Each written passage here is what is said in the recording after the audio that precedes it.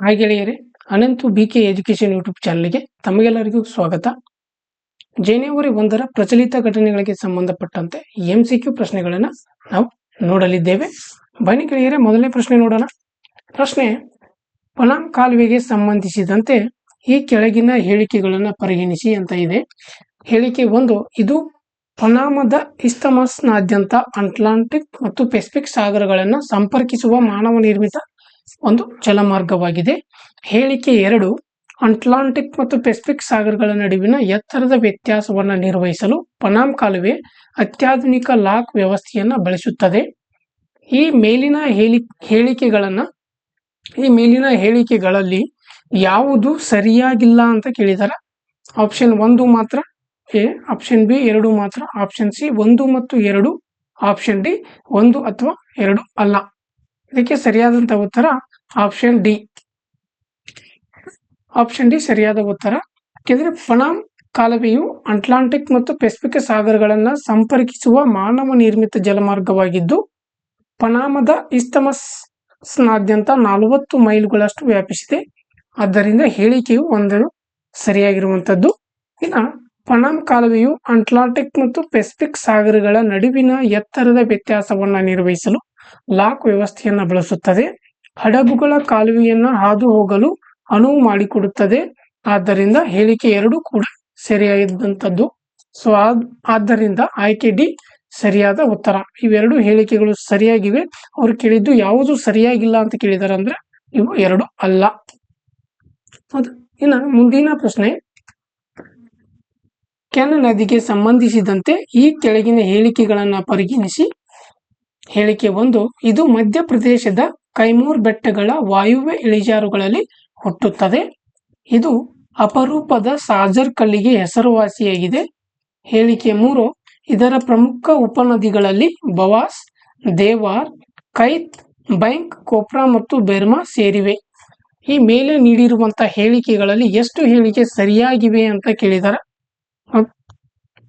ಈ ಮೇಲಿನ ಹೇಳಿಕೆಗಳಲ್ಲೂ ಎಷ್ಟು ಹೇಳಿಕೆಗಳು ಸರಿಯಾಗಿವೆ ಅಂತ ಪ್ರಶ್ನೆ ಕೇಳಿದ್ದಾರೆ. ಇದಕ್ಕೆ ಸರಿಯಾದಂಥ ಉತ್ತರ ಯಾವುದಂದ್ರೆ ಆಪ್ಷನ್ ನೋಡಿ, ಎ ಕೇವಲ 1, ಆಪ್ಷನ್ ಬಿ ಕೇವಲ 2, ಆಪ್ಷನ್ ಸಿ ಎಲ್ಲ 3, ಆಪ್ಷನ್ ಡಿ ಯಾವುದೂ ಅಲ್ಲ. ಇದಕ್ಕೆ ಸರಿಯಾದಂಥ ಉತ್ತರ ಆಪ್ಷನ್ ಸಿ, ಎಲ್ಲ 3 ಹೇಳಿಕೆಗಳು ಸರಿಯಾಗಿವೆ. ಹೌದಾ, ನೋಡೋಣ. ವಿವರಣೆಯಲ್ಲಿ ಉತ್ತರ ಸಿ ಸರಿಯಾದಂಥ ಉತ್ತರ. ಕೆನ್ ನದಿಯು ಮಧ್ಯಪ್ರದೇಶದ ಜಬ್ಬಲ್ಪುರದಲ್ಲಿರುವಂತಹ ಕೈಮೂರ್ ಬೆಟ್ಟಗಳ ವಾಯುವ್ಯ ಇಳಿಜಾರಿನಲ್ಲಿರುವಂತಹ ಅಹಿರ್ಗವಾನ್ ಗ್ರಾಮದ ಬಳಿ ಹುಟ್ಟುತ್ತದೆ. ಆದ್ದರಿಂದ ಹೇಳಿಕೆಯು 1 ಸರಿಯಾಗಿದೆ. ಈ ನದಿಯು ಉತ್ತರ ಪ್ರದೇಶದ ಫತ್ತೇಪುರ್ ಬಳಿಯ ಚೆಲ್ಲಾ ಗ್ರಾಮದಲ್ಲಿ ಯಮುನಾ ನದಿಯೊಂದಿಗೆ ವಿಲೀನಗೊಳ್ಳುತ್ತದೆ. ಇನ್ನು ಕೆನ್ ನದಿಯು ಅಪರೂಪದ ಸಜರ್ ಕಲ್ಲಿಗೆ ಹೆಸರುವಾಸಿಯಾಗಿರುವಂಥದ್ದು. ಹೇಳಿಕೆ 2 ಸರಿಯಾಗಿರುವಂಥದ್ದು. ಇದರ ಪ್ರಮುಖ ಉಪನದಿಗಳಲ್ಲಿ ಬವಾಸ್, ದೇವರ್, ಕೈತಾ, ಬೈಂಕ್ ಮತ್ತು ಕೋಪ್ರಾ ಮತ್ತು ಬೇರ್ಮಾ ಸೇರಿವೆ. ಆದ್ದರಿಂದ ಹೇಳಿಕೆ 3 ಕೂಡ ಸರಿಯಾಗಿರುವಂಥದ್ದು. ಅದಕ್ಕಾಗಿ ಆಪ್ಷನ್ ಸಿ ಸರಿಯಾದಂತಹ ಉತ್ತರ. ಇನ್ನು ಮುಂದಿನ ಪ್ರಶ್ನೆ: ಅಪರೂಪದ ಭೂಮಿಯ ಲೋಹಗಳ ಬಗ್ಗೆ ಈ ಕೆಳಗಿನ ಹೇಳಿಕೆಗಳನ್ನು ಪರಿಗಣಿಸಿ ಅಂತ ಕೇಳಿದ್ದಾರೆ.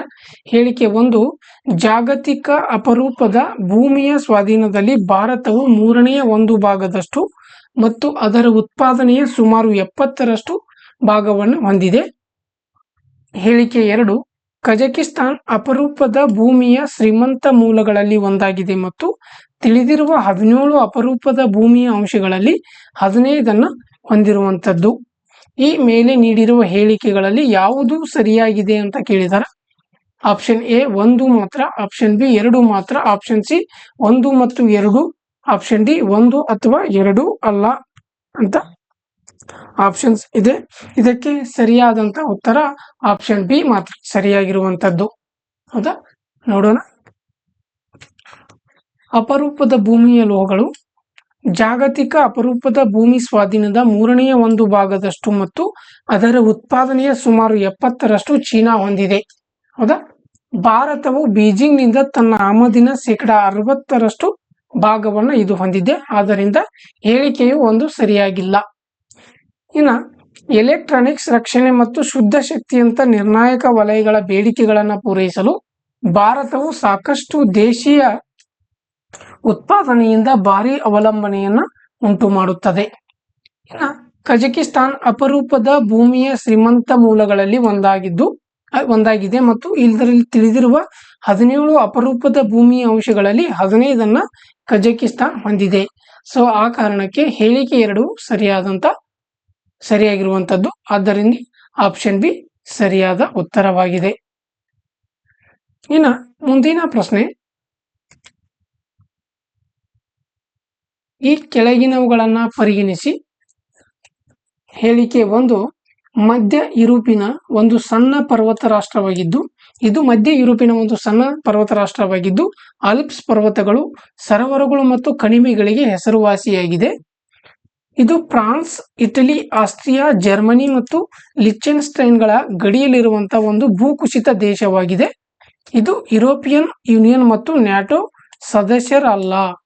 ಈ ಕೆಳಗಿನ ಯಾವ ದೇಶವು ಮೇಲಿನ ವಿವರಣೆಗೆ ಉತ್ತಮವಾಗಿ ಹೊಂದಾಣಿಕೆಯಾಗುತ್ತದೆ?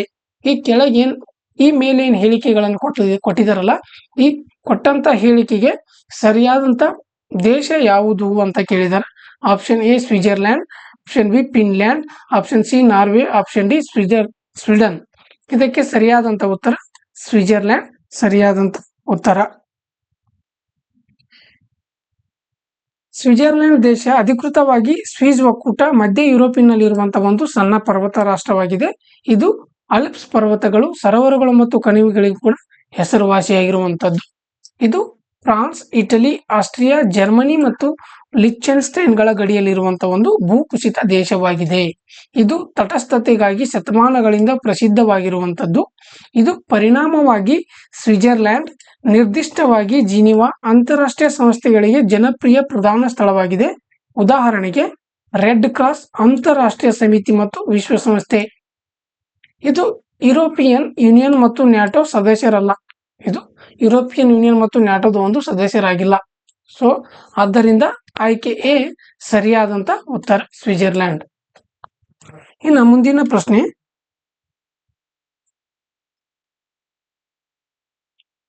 ಕೆಳಗಿನವುಗಳಲ್ಲಿ ಯಾವುದು ಹಸಿರು ಆರ್ಥಿಕತೆಯ ಪರಿಕಲ್ಪನೆಯನ್ನು ಉತ್ತಮವಾಗಿ ವಿವರಿಸುತ್ತದೆ ಅಂತ ಕೇಳಿದಾರೆ. ನೋಡಿ, ಆಪ್ಷನ್ ಎ ಇಂಗಾಲದ ಹೊರಸೂಸುವಿಕೆ ಮತ್ತು ಪರಿಸರ ಅಪಾಯಗಳನ್ನು ಕಡಿಮೆ ಮಾಡುವಾಗ ಪರಿಸರ ಸುಸ್ಥಿರತೆ, ಸಾಮಾಜಿಕ ಒಳಗೊಳ್ಳುವಿಕೆ ಮತ್ತು ಸಂಪನ್ಮೂಲ ದಕ್ಷತೆಗೆ ಒತ್ತು ನೀಡುವ ಆರ್ಥಿಕ ವ್ಯವಸ್ಥೆ. Option A. ಆಪ್ಷನ್ ಬಿ ಆರ್ಥಿಕತೆಯು ಕೃಷಿ ಉತ್ಪಾದಕತೆಯನ್ನು ಹೆಚ್ಚಿಸುವುದರ ಮೇಲೆ ಮಾತ್ರ ಕೇಂದ್ರೀಕರಿಸಿದೆ. ಇನ್ನು ಆಪ್ಷನ್ ಸಿ ಪರಿಸರ ಪರಿಗಣನೆಗಳಿಲ್ಲದೆ ಕೈಗಾರಿಕಾ ಬೆಳವಣಿಗೆಯ ಮೇಲೆ ಕೇಂದ್ರೀಕೃತವಾಗಿರುವ ಸಾಂಪ್ರದಾಯಿಕ ಆರ್ಥಿಕತೆ. ಆಪ್ಷನ್ ಡಿ ಪರಿಸರ ನೀತಿಗಳಿಗಿಂತ ಮಿಲಿಟರಿ ಮತ್ತು ರಕ್ಷಣಾ ವೆಚ್ಚಗಳಿಗೆ ಆದ್ಯತೆ ನೀಡುವ ಆರ್ಥಿಕ ಚೌಕಟ್ಟಾಗಿದೆ. ಇವುಗಳಲ್ಲಿ ಇದಕ್ಕೆ ಮೇಲೆ ನೀಡಿರುವಂತಹ ಹಸಿರು ಆರ್ಥಿಕತೆಯ ಪರಿಕಲ್ಪನೆಗೆ ಒಂದು ಉತ್ತಮವಾದ ವಿವರಣೆ ಯಾವುದು ಅಂತ ಕೇಳಿದ್ದಾರೆ. ಇದಕ್ಕೆ ಸರಿಯಾದಂತ ಉತ್ತರ ಆಪ್ಷನ್ ಎ ಸರಿಯಾದಂತ ಉತ್ತರ. ಸಂಪನ್ಮೂಲ ದಕ್ಷತೆಯನ್ನ ಉತ್ತೇಜಿಸುವ ಮೂಲಕ, ಇಂಗಾಲದ ಹೊರಸೂಸುವಿಕೆಯನ್ನ ಕಡಿಮೆ ಮಾಡುವ ಮೂಲಕ ಮತ್ತು ಸಾಮಾಜಿಕ ಒಳಗೊಳ್ಳುವಿಕೆಯನ್ನ ಖಾತ್ರಿಪಡಿಸುವ ಮೂಲಕ ಸುಸ್ಥಿರ ಅಭಿವೃದ್ಧಿಯನ್ನ ಉತ್ತೇಜಿಸುವ ಗುರಿಯನ್ನ ಹಸಿರು ಆರ್ಥಿಕತೆ ಹೊಂದಿದೆ. ಇದು ಪರಿಸರ ಕಾಳಜಿ ಮತ್ತು ಆರ್ಥಿಕ ಮತ್ತು ನೀತಿ ನಿರ್ಧಾರಗಳಲ್ಲಿ ಸಂಯೋಜಿಸುತ್ತದೆ. ಸಾಂಪ್ರದಾಯಿಕ ಬೆಳವಣಿಗೆಯ ಮಾದರಿಗಳಿಗಿಂತ ಭಿನ್ನವಾಗಿ ಪರಿಸರ ಪರಿಣಾಮಗಳನ್ನು ನಿರ್ಲಕ್ಷಿಸುತ್ತದೆ. ಆದ್ದರಿಂದ ಆಯ್ಕೆ ಎ ಸರಿಯಾದಂತ ಉತ್ತರವಾಗಿದೆ. ಹೌದಾ? ಇನ್ನು ಮುಂದಿನ ಪ್ರಶ್ನೆ, ಅಸಂಘಟಿತ ವಲಯದ ಉದ್ಯಮಗಳ ವಾರ್ಷಿಕ ಸಮೀಕ್ಷೆಗೆ ಸಂಬಂಧಿಸಿದಂತೆ ಈ ಕೆಳಗಿನ ಹೇಳಿಕೆಗಳನ್ನು ಪರಿಗಣಿಸಿ. ಇದು ಅಂಡಮಾನ್ ಮತ್ತು ನಿಕೋಬಾರ್ ದ್ವೀಪಗಳಲ್ಲಿನ ಹಳ್ಳಿಗಳನ್ನು ಹೊರತುಪಡಿಸಿ ಇಡೀ ಭಾರತದ ಗ್ರಾಮೀಣ ಮತ್ತು ನಗರ ಪ್ರದೇಶಗಳನ್ನು ಒಳಗೊಳ್ಳುತ್ತದೆ. ಇದು ಪ್ರವೇಶಿಸಲು ಕಷ್ಟಕರವಾಗಿದೆ. ಇನ್ನು ಹೇಳಿಕೆ 2, ಇದು ಉತ್ಪಾದನೆ, ವ್ಯಾಪಾರ ಮತ್ತು ಇತರ ಸೇವೆಗಳಂತಹ 3 ವಲಯಗಳಿಗೆ ಸೇರಿದ ಸಂಘಟಿತವಲ್ಲದ ಕೃಷಿಯೇತರ ಸಂಸ್ಥೆಗಳನ್ನು ಒಳಗೊಂಡಿದೆ. ಈ ಮೇಲೆ ನೀಡಿರುವ ಹೇಳಿಕೆಗಳಲ್ಲಿ ಯಾವುದು ಸರಿಯಾಗಿಲ್ಲ ಅಂತ ಕೇಳಿದಾರ. ಕೊಟ್ಟಂತ 2 ಹೇಳಿಕೆಗಳಲ್ಲಿ ಯಾವುದು ಸರಿಯಾಗಿಲ್ಲ ಅಂತ ಕೇಳಿದಾರ. ಆಪ್ಷನ್ 1 ಮಾತ್ರ, ಆಪ್ಷನ್ ಎ 1 ಮಾತ್ರ, ಆಪ್ಷನ್ ಬಿ 2 ಮಾತ್ರ, ಆಪ್ಷನ್ ಸಿ 1 ಮತ್ತು 2, ಆಪ್ಷನ್ ಡಿ 1 ಅಥವಾ 2 ಅಲ್ಲ. ಇದಕ್ಕೆ ಸರಿಯಾದಂತ ಉತ್ತರ ಆಪ್ಷನ್ ಡಿ 1 ಅಥವಾ 2 ಅಲ್ಲ. ಅಸಂಘಟಿತ ವಲಯಗಳ ಉದ್ಯಮಗಳ ವಾರ್ಷಿಕ ಸಮೀಕ್ಷೆ ಅಂಕಿ ಅಂಶಗಳು ಮತ್ತು ಕಾರ್ಯಕ್ರಮ ಅನುಷ್ಠಾನ ಸಚಿವಾಲಯ 2023-24 ಅಸಂಘಟಿತ ವಲಯದ ಉದ್ಯಮಗಳ ವಾರ್ಷಿಕ ಸಮೀಕ್ಷೆಯ ಫಲಿತಾಂಶಗಳನ್ನು ಅಕ್ಟೋಬರ್ 2023 ಸೆಪ್ಟೆಂಬರ್ 2024 ಉಲ್ಲೇಖಿತ ಅವಧಿಗೆ ಬಿಡುಗಡೆ ಮಾಡಿದೆ. ಹೌದಾ, ಇದು ಅಂಡಮಾನ್ ಮತ್ತು ನಿಕೋಬಾರ್ ದ್ವೀಪಗಳಲ್ಲಿನ ಹಳ್ಳಿಗಳನ್ನು ಹೊರತುಪಡಿಸಿ ಇಡೀ ಭಾರತ ಗ್ರಾಮೀಣ ಮತ್ತು ನಗರ ಪ್ರದೇಶಗಳನ್ನು ಒಳಗೊಳ್ಳುತ್ತದೆ. ಇದು ಪ್ರವೇಶಿಸಲು ಕಷ್ಟವಾಗಿದೆ. ಸೊ ಆದ್ದರಿಂದ ಹೇಳಿಕೆ 1 ಸರಿಯಾಗಿದೆ. ಹೌದಾ, ಇದು ಉತ್ಪಾದನೆ, ವ್ಯಾಪಾರ ಮತ್ತು ಇತರ ಸೇವೆಗಳಂತಹ 3 ವಲಯಗಳಿಗೆ ಸೇರಿದ ಸಂಘಟಿತವಲ್ಲದ ಕೃಷಿಯೇತರ ಸಂಸ್ಥೆಗಳನ್ನು ಒಳಗೊಂಡಿದೆ. ಆದ್ದರಿಂದ ಹೇಳಿಕೆ 2 ಕೂಡ ಸರಿಯಾಗಿದೆ. ಅವರು ಕೇಳಿದ್ದು ಇದರಲ್ಲಿ ಯಾವುದು ಸರಿಯಲ್ಲ ಅಂತ ಕೇಳಿದಾರ. ಆದ್ದರಿಂದ ಆಯ್ಕೆ 2, ಆಯ್ಕೆ ಡಿ ಸರಿಯಾದಂತ ಉತ್ತರ. 2 ಸರಿಯಾಗಿವೆ. ಇನ್ನು ಮುಂದಿನ ಪ್ರಶ್ನೆ, ಗಿನಿ ಗುಣಾಂಕಕ್ಕೆ ಸಂಬಂಧಿಸಿದಂತೆ ಈ ಕೆಳಗಿನ ಹೇಳಿಕೆಗಳನ್ನು ಪರಿಗಣಿಸಿ. ಹೇಳಿಕೆ 1, ಇದು ಜನಸಂಖ್ಯೆಯಲ್ಲಿ ಆದಾಯದ ಸಮಾನತೆಯ ಮಟ್ಟವನ್ನು ಅಳೆಯುತ್ತದೆ. ಹೇಳಿಕೆ 2, ಶೂನ್ಯದ ಗಿನಿ ಗುಣಾಂಕ ಎಂದರೆ ಎಲ್ಲರಿಗೂ ಒಂದೇ ಆದಾಯವಿದೆ, ಆದರೆ 1ರ ಗುಣಾಂಕವು ಎಲ್ಲ ಆದಾಯವನ್ನ ಪಡೆಯುವ ಒಬ್ಬ ವ್ಯಕ್ತಿಯನ್ನ ಪ್ರತಿನಿಧಿಸುತ್ತದೆ. ಮೇಲೆ ನೀಡಿರುವ ಹೇಳಿಕೆಗಳಲ್ಲಿ ಯಾವುದು ಸರಿಯಾಗಿದೆ ಅಂತ ಕೇಳಿದಾರೆ. ಇದಕ್ಕೆ ಸರಿಯಾದ ಉತ್ತರ ನೋಡಿ, ಆಪ್ಷನ್ ಏನ್ ಕೊಟ್ಟರೆ 1 ಮಾತ್ರ, 2 ಮಾತ್ರ, 1 ಮತ್ತು 2, 1 ಅಥವಾ 2 ಅಲ್ಲ. ಇದಕ್ಕೆ ಸರಿಯಾದಂತ ಉತ್ತರ ಆಪ್ಷನ್ ಸಿ, 1 ಮತ್ತು 2 ಸರಿಯಾಗಿವೆ. ಲೋರೆನ್ಸ್ ಕರ್ವ್ನಿಂದ ಪಡೆದಂತಹ ಗಿನಿ ಗುಣಾಂಕವನ್ನು ದೇಶದ ಆರ್ಥಿಕ ಅಭಿವೃದ್ಧಿಯ ಸೂಚಕವಾಗಿ ಬಳಸಬಹುದು. ಗಿನಿ ಗುಣಾಂಕವು ಜನಸಂಖ್ಯೆಯಲ್ಲಿ ಆದಾಯದ ಸಮಾನತೆಯ ಮಟ್ಟವನ್ನು ಅಳೆಯುತ್ತದೆ. ಆದ್ದರಿಂದ ಹೇಳಿಕೆಯು 1 ಸರಿಯಾಗಿದೆ.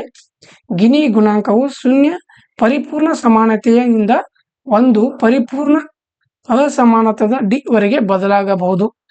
ಶೂನ್ಯದ ಗಿನಿ ಗುಣಾಂಕ ಎಂದರೆ ಎಲ್ಲರಿಗೂ ಒಂದೇ ಆದಾಯವಿದೆ, ಆದರೆ 1ರ ಗುಣಾಂಕವು ಎಲ್ಲ ಆದಾಯವನ್ನು ಪಡೆಯುವ ಒಬ್ಬ ವ್ಯಕ್ತಿಯನ್ನ ಪ್ರತಿನಿಧಿಸುತ್ತದೆ. ಆದ್ದರಿಂದ ಹೇಳಿಕೆ 2 ಕೂಡ ಸರಿಯಾಗಿದೆ. ಆದ್ದರಿಂದ ಆಪ್ಷನ್ ಸಿ ಸರಿಯಾದ ಉತ್ತರವಾಗಿದೆ. ಇನ್ನು ಮುಂದಿನ ಪ್ರಶ್ನೆ, ಕೆಳಗಿನ ಹೇಳಿಕೆಗಳನ್ನು ಪರಿಗಣಿಸಿ. ಆ ಹೇಳಿಕೆ 1, ಸುನಾಮಿಗಳು ಸಮುದ್ರದ ಅಡಿಯಲ್ಲಿ ಭೂಕಂಪಗಳು ಮತ್ತು ಜ್ವಾಲಾಮುಖಿ ಸ್ಫೋಟಗಳಿಂದ ಉಂಟಾಗುವ ದೈತ್ಯ ಅಲೆಗಳು. ಹೇಳಿಕೆ 2, ಸುನಾಮಿ ಅಲೆಗಳ ವೇಗವು ಅಲೆಯ ಮೂಲದಿಂದ ದೂರಕ್ಕಿಂತ ಹೆಚ್ಚಾಗಿ ಸಮುದ್ರದ ಆಳವನ್ನು ಅವಲಂಬಿಸಿರುತ್ತದೆ. ಈ ಮೇಲೆ ನೀಡಿರುವ ಹೇಳಿಕೆಗಳಲ್ಲಿ ಯಾವುದು ಸರಿಯಾಗಿದೆ ಅಂತ ಕೇಳಿದ್ದಾರೆ. ನೋಡಿ, ಆಪ್ಷನ್ 1 ಮಾತ್ರ, ಬಿ 2 ಮಾತ್ರ, ಸಿ 1 ಮತ್ತು 2, ಡಿ 1 ಅಥವಾ 2 ಅಲ್ಲ. ಅದಕ್ಕೆ ಸರಿಯಾದಂತ ಉತ್ತರ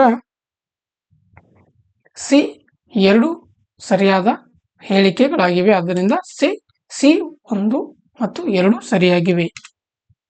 ಸುನಾಮಿಗಳು ಸಮುದ್ರದ ಅಡಿಯಲ್ಲಿ ಭೂಕಂಪಗಳು ಅಥವಾ ಜ್ವಾಲಾಮುಖಿಗಳ ಸ್ಫೋಟಗಳಿಂದ ಉಂಟಾಗುವಂತಹ ದೈತ್ಯ ಅಲೆಗಳು. ಆದ್ದರಿಂದ ಹೇಳಿಕೆ 1 ಸರಿಯಾಗಿದೆ. ಸುನಾಮಿ ಅಲೆಗಳ ವೇಗವು ಅಲೆಯ ಮೂಲದಿಂದ ದೂರಕ್ಕಿಂತ ಹೆಚ್ಚಾಗಿ ಸಮುದ್ರದ ಆಳವನ್ನು ಅವಲಂಬಿಸಿರುತ್ತದೆ. ಆದ್ದರಿಂದ ಹೇಳಿಕೆ 2 ಕೂಡ ಸರಿಯಾಗಿದೆ. ಸುನಾಮಿ ಅಲೆಗಳು ಆಳವಾದ ನೀರಿನ ಮೇಲೆ ಜೆಟ್ ವಿಮಾನಗಳಂತೆ ವೇಗವಾಗಿ ಚಲಿಸಬಹುದು. ಆಳವಿಲ್ಲದ ನೀರನ್ನ ತಲುಪಿದಾಗ ಮಾತ್ರ ನಿಧಾನವಾಗುತ್ತವೆ. ಆದ್ದರಿಂದ ಆಯ್ಕೆ ಸಿ ಸರಿಯಾದ ಉತ್ತರವಾಗಿದೆ. ಇನ್ನು ಮುಂದಿನ ಪ್ರಶ್ನೆ, ಗಲ್ಫ್ ಸಹಕಾರ ಮಂಡಳಿ ಕುರಿತು ಈ ಕೆಳಗಿನ ಹೇಳಿಕೆಗಳನ್ನು ಪರಿಗಣಿಸಿ. ಹೇಳಿಕೆ 1, ಇದರ ಸದಸ್ಯರು Saudi Arabia, Kuwait, Qatar, Bahrain, Oman ಮತ್ತು ಇರಾಕ್. ಹೇಳಿಕೆ 2, ಜಿಸಿಸಿಯ ತನ್ನ ಸದಸ್ಯ ರಾಷ್ಟ್ರಗಳಿಗೆ ಯೂರೋ ತರಹದ ಏಕೀಕೃತ ಕರೆನ್ಸಿಯನ್ನು ಬಿಡುಗಡೆ ಮಾಡಿದೆ. ಈ ಮೇಲೆ ನೀಡಿರುವ ಹೇಳಿಕೆಗಳಲ್ಲಿ ಯಾವುದು ಸರಿಯಾಗಿದೆ ಅಂತ ಕೇಳಿದಾರೆ. ಇದಕ್ಕೆ ಸರಿಯಾದ ಉತ್ತರ ಆಪ್ಷನ್ ನೋಡಿ 1 ಮಾತ್ರ ಸರಿಯಾಗಿದೆ, ಆಪ್ಷನ್ ಬಿ 2 ಮಾತ್ರ ಸರಿಯಾಗಿದೆ, ಆಪ್ಷನ್ ಸಿ 1 ಮತ್ತು 2 ಸರಿಯಾಗಿದೆ, ಆಪ್ಷನ್ ಡಿ 1 ಅಥವಾ 2 ಸರಿಯಾಗಿಲ್ಲ ಅಂತ. ಇದಕ್ಕೆ ಸರಿಯಾದಂತ ಉತ್ತರ ಆಪ್ಷನ್ ಡಿ, ಈ 2 ಹೇಳಿಕೆಗಳು ಸರಿಯಾಗಿಲ್ಲ. ನೋಡಿ, ಗಲ್ಫ್ ಸಹಕಾರ ಮಂಡಳಿ GCC Saudi Arabia, Kuwait, Qatar, Bahrain, Oman ಮತ್ತು ಯುನೈಟೆಡ್ ಅರಬ್ ಎಮಿರೇಟ್ಸ್ ಎಂಬ 6 ಸದಸ್ಯರ ರಾಷ್ಟ್ರಗಳನ್ನು ಒಳಗೊಂಡಿದೆ. ಇರಾಕ್ ಜಿಸಿಸಿ ಸದಸ್ಯನಲ್ಲ, ಆದ್ದರಿಂದ ಹೇಳಿಕೆ ಒಂದು ಸರಿಯಲ್ಲ. ಇರಾಕು ಜಿಸಿಸಿಯ ಸದಸ್ಯನಲ್ಲ, ಅದರಿಂದ ಹೇಳಿಕೆ ಒಂದು ಸರಿಯಾಗಿಲ್ಲ. ಇನ್ನು ಜಿಸಿಸಿ ಏಕೀಕೃತ ಕರೆನ್ಸಿ ಸಾಧ್ಯತೆಯನ್ನು ದೀರ್ಘಕಾಲ ಪರಿಗಣಿಸಿದೆ, ಆದರೆ ಇದು ಇನ್ನೂ ಅಂತಹ ಕರೆನ್ಸಿಯನ್ನು ಪ್ರಾರಂಭಿಸಿಲ್ಲ. ಆದ್ದರಿಂದ ಹೇಳಿಕೆ 2 ಸರಿಯಾಗಿಲ್ಲ. ಸದಸ್ಯ ರಾಷ್ಟ್ರಗಳ ನಡುವಿನ ರಾಜಕೀಯ ಆರ್ಥಿಕ ಭಿನ್ನಾಭಿಪ್ರಾಯಗಳಿಂದಾಗಿ ಯುರೋಗೆ ಸಮಾನವಾದ ಏಕೀಕೃತ ಕರೆನ್ಸಿ ಯೋಜನೆಗಳು ವಿಳಂಬವನ್ನು ಎದುರಿಸುತ್ತಿವೆ. ಆದ್ದರಿಂದ ಆಯ್ಕೆ ಡಿ ಸರಿಯಾದ ಉತ್ತರವಾಗಿದೆ. ಹೌದಾ? ಮುಂದಿನ ಪ್ರಶ್ನೆ, ಭಾರತೀಯ ಸಂವಿಧಾನದ 122ನೇ ವಿಧಿ ಪ್ರಕಾರ ಒಂದು ವರ್ಷದ ಕೇಂದ್ರ ಬಜೆಟ್ ಅನ್ನ ವಾರ್ಷಿಕ ಹಣಕಾಸು ಹೇಳಿಕೆ ಎಂದು ಉಲ್ಲೇಖಿಸಲಾಗುತ್ತದೆ. ಹೌದಾ? ಹೇಳಿಕೆ ಒಂದು ಏನ್ ಕೊಟ್ಟಾರ ನೋಡ್ರಿ, ಇದು ಆರ್ಥಿಕ ವರ್ಷದಲ್ಲಿ ಸರ್ಕಾರದ ಅಂದಾಜು ಸ್ವೀಕೃತಿಗಳು ಮತ್ತು ವೆಚ್ಚಗಳ ಹೇಳಿಕೆಯಾಗಿದೆ. ಹೇಳಿಕೆ 2 ಏನ್ ಹೇಳ್ತದ, ಹಣಕಾಸು ಸಚಿವಾಲಯದಲ್ಲಿನ ಆರ್ಥಿಕ ವ್ಯವಹಾರಗಳ ಇಲಾಖೆಯ ಬಜೆಟ್ ವಿಭಾಗವು ಬಜೆಟ್ ಅನ್ನ ಸಿದ್ಧಪಡಿಸುವಂತಹ ಜವಾಬ್ದಾರಿಯುತ ನೋಡಲ್ ಸಂಸ್ಥೆಯಾಗಿದೆ. ಈ ಮೇಲೆ ನೀಡಿರುವ ಹೇಳಿಕೆಗಳಲ್ಲಿ ಎಷ್ಟು ಸರಿಯಾಗಿವೆ ಅಂತ ಕೇಳಿದ್ದಾರೆ. ಆಪ್ಷನ್ಸ್ ನೋಡಿ, ಕೇವಲ 1 ಸರಿಯಾಗಿದೆ, ಆಪ್ಷನ್ ಬಿ ಕೇವಲ 2 ಸರಿಯಾಗಿದೆ, ಆಪ್ಷನ್ ಸಿ ಎಲ್ಲಾ 3 ಸರಿಯಾಗಿವೆ, ಆಪ್ಷನ್ ಡಿ ಯಾವುದೂ ಅಲ್ಲ. ಇದಕ್ಕೆ ಸರಿಯಾದಂತ ಉತ್ತರ ಆಪ್ಷನ್ ಬಿ ಕೇವಲ 2 ಮಾತ್ರ ಸರಿಯಾಗಿದೆ. ಹೌದಾ? ನೋಡೋಣ. ಉತ್ತರ ಆಪ್ಷನ್ ಬಿ ಸರಿಯಾದ ಉತ್ತರ. ಭಾರತೀಯ ಸಂವಿಧಾನದ 112ನೇ ವಿಧಿ ಪ್ರಕಾರ ಒಂದು ವರ್ಷದ ಕೇಂದ್ರ ಬಜೆಟ್ ಅನ್ನ ವಾರ್ಷಿಕ ಹಣಕಾಸು ಹೇಳಿಕೆ ಎಂದು ಉಲ್ಲೇಖಿಸಲಾಗುತ್ತದೆ. ಆದ್ದರಿಂದ ಹೇಳಿಕೆ 1 ಸರಿಯಾಗಿಲ್ಲ. ಹೌದಾ? ಭಾರತ ಸಂವಿಧಾನದ 122ನೇ ವಿಧಿ ಏನ್ ಹೇಳ್ತದ ಅಂದ್ರ, ಸಂಸತ್ತಿನ ಕಲಾಪಗಳನ್ನು ನ್ಯಾಯಾಲಯಗಳು ವಿಚಾರಣೆ ಮಾಡಬಾರದು ಎಂದು ಹೇಳುತ್ತದೆ. ಹೌದಾ? ಇದು ಆರ್ಥಿಕ ವರ್ಷದಲ್ಲಿ ಸರ್ಕಾರದ ಅಂದಾಜು ಸ್ವೀಕೃತಿ ಮತ್ತು ವೆಚ್ಚಗಳ ಒಂದು ಹೇಳಿಕೆಯಾಗಿದೆ. ಆದ್ದರಿಂದ ಹೇಳಿಕೆ 2 ಸರಿಯಾಗಿರುವಂತದ್ದು. ಹೌದಾ? ಹಣಕಾಸು ಸಚಿವಾಲಯದಲ್ಲಿನ ಆರ್ಥಿಕ ವ್ಯವಹಾರಗಳ ಇಲಾಖೆಯ ಬಜೆಟ್ ವಿಭಾಗವು ಬಜೆಟ್ ಅನ್ನು ಸಿದ್ಧಪಡಿಸುವ ಜವಾಬ್ದಾರಿಯುತ ನೋಡಲ್ ಸಂಸ್ಥೆಯಾಗಿದೆ. ಆದ್ದರಿಂದ ಹೇಳಿಕೆಯು 3 ಸರಿಯಾಗಿದೆ. ಆದ್ದರಿಂದ ಆಯ್ಕೆ ಬಿ ಸರಿಯಾದ ಉತ್ತರವಾಗಿದೆ. ಹೌದಾ? ಕೇವಲ 2 ಮಾತ್ರ ಸರಿಯಾಗಿವೆ. ಹೌದಾ? ಇದರಲ್ಲಿ ಈ 3 ಹೇಳಿಕೆಗಳಲ್ಲಿ 2 ಮಾತ್ರ ಸರಿಯಾಗಿವೆ. 1ನೇ ಹೇಳಿಕೆ ಸರಿಯಲ್ಲ, ತಪ್ಪಾಗಿದೆ. ಹೌದಾ? ಇನ್ನು ಮುಂದಿನ ಪ್ರಶ್ನೆ. Thank you. ಈ ಕ್ಲಾಸ್ ಯಾರಿಗೆಲ್ಲ ಇಷ್ಟವಾಗಿದೆ ಲೈಕ್ ಮಾಡಿ, ಶೇರ್ ಮಾಡಿ, ಕಮೆಂಟ್ಸ್ ಮಾಡಿ ಮತ್ತು ನಿಮ್ಮೆಲ್ಲ ಸ್ನೇಹಿತರಿಗೆ ಇದನ್ನ ಶೇರ್ ಮಾಡಿ ಅಂತ ಹೇಳ್ತಾ ಇಂದಿನ ಕ್ಲಾಸನ್ನು ಮುಗಿಸ್ತಾ ಇದ್ದೀನಿ. Thank you.